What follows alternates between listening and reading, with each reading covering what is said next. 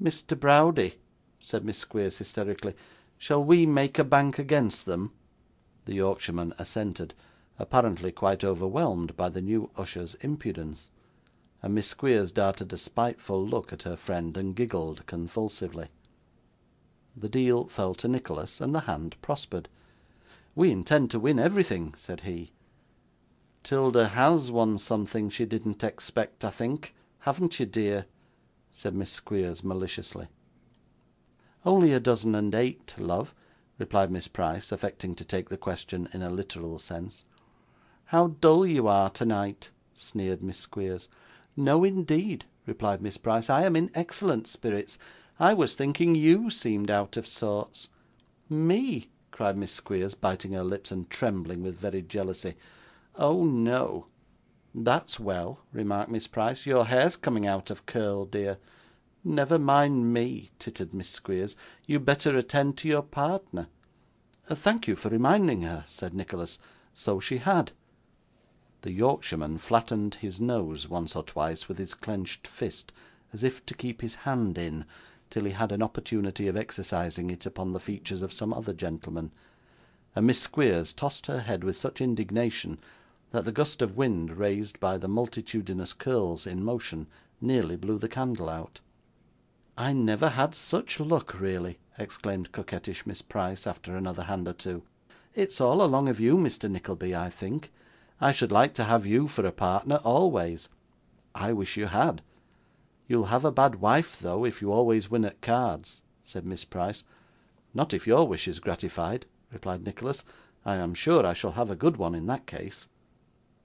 To see how Miss Squeers tossed her head, and the corn factor flattened his nose while this conversation was carrying on, it would have been worth a small annuity to have beheld that, let alone Miss Price's evident joy at making them jealous, and Nicholas Nickleby's happy unconsciousness of making anybody uncomfortable. 'We have all the talking to ourselves, it seems,' said Nicholas, looking good humouredly round the table as he took up the cards for a fresh deal.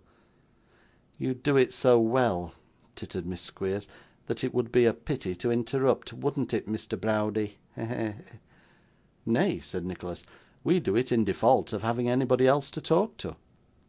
'We'll talk to you, you know, if you'll say anything,' said Miss Price. 'Thank you, 'Tilda dear,' retorted Miss Squeers majestically. 'Or you can talk to each other, if you don't choose to talk to us,' said Miss Price, rallying her dear friend. 'John, why don't you say something?' 'Say summat?'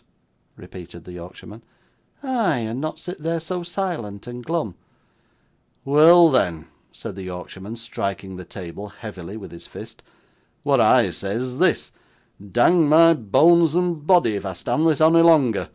Do ye gang home wi' me, and you lonloit and toit young whipster look sharp out for a brocken head next time he comes under my hond.'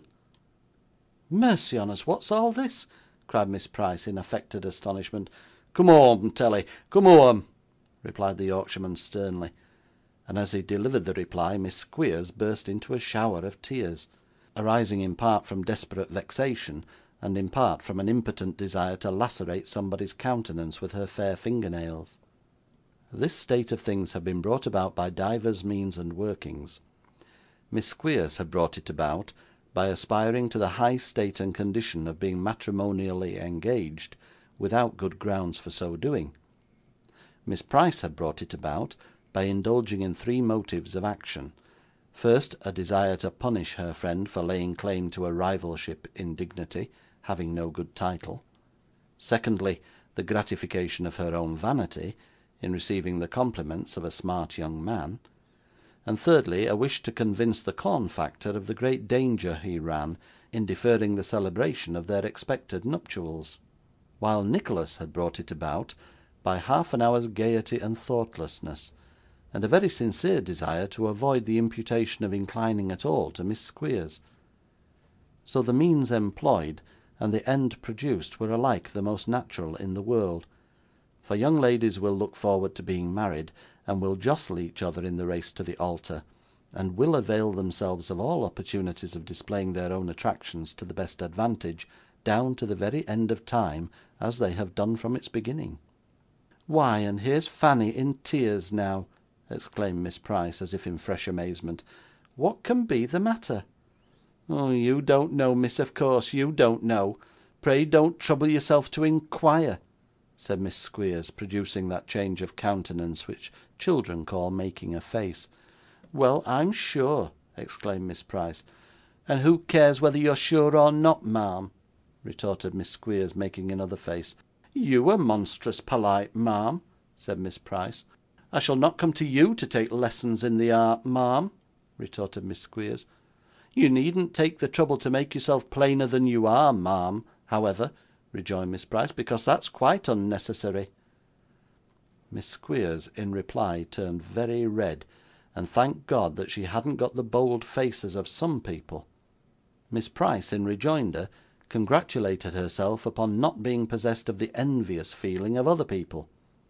Whereupon Miss Squeers made some general remark touching the danger of associating with low persons, in which Miss Price entirely coincided, observing that it was very true indeed, and she had thought so a long time. "'Tilda!" exclaimed Miss Squeers with dignity, "I hate you."